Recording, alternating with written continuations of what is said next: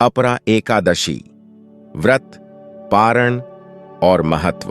अपरा एकादशी 2024 को लेकर थोड़ा भ्रम हो सकता है, लेकिन हम आपको सही जानकारी देने के लिए है। आइए जानें इस महत्वपूर्ण व्रत के बारे में विस्तार से। कब है अपरा एकादशी? हिंदू धर्म में एकादशी के व्रत का विशेष महत्व होता है। इस दिन भगवान विष्णु की पूजा की जाती है।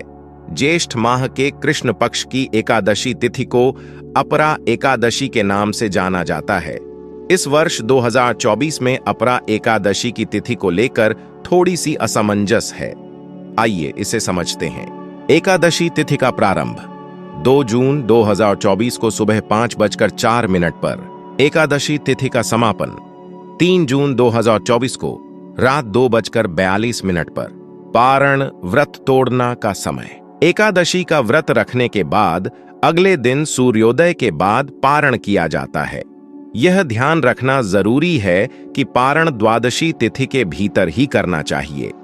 अगर सूर्योदय से पहले द्वादशी तिथि समाप्त हो जाए तो भी पारण द्वादशी तिथि में ही करना चाहिए।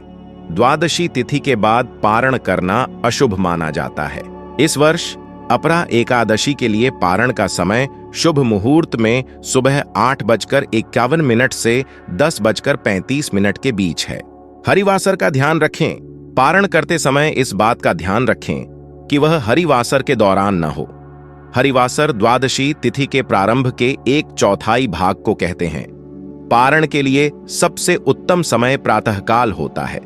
मध्याह्न के दौरान पारण करने से बचना चाहिए। लेकिन अगर किसी कारणवश आप प्रातःकाल पारण नहीं कर पा रहे हैं तो मध्याह्न के बाद कर सकते हैं। कौन करें एकादशी का व्रत? कभी कभी 2 दिन लगातार एकादशी का व्रत रखने का विधान बताया जाता है। इस स्थिति में सनातन धर्म का पालन करने वाले गृहस्थों को केवल पहले दिन ही व्रत रखना चाहिए। दूसरा वाला वैकल्पिक एकादशी व्रत सन्यासियों, विधवाओं और मोक्ष की प्राप्ति करने वालों के लिए होता है। जब वैकल्पिक एकादशी व्रत का सुझाव दिया जाता है तो यह वैष्णव संप्रदाय के एकादशी व्रत के दिन के साथ मेल खाता है। दोनों दिन व्रत रखने का महत्व। अगर आप भगवान विष्णु का विशेष आशीर्वाद और प्रेम चाहते हैं तो आप दोनों दिन 2 जून और 3 जून एकादशी का व्रत रख सकते हैं। अंत में अपरा एकादशी का व्रत भगवान विष्णु की कृपा प्राप्त करने और मोक्ष की प्राप्ति का एक उत्तम अवसर है।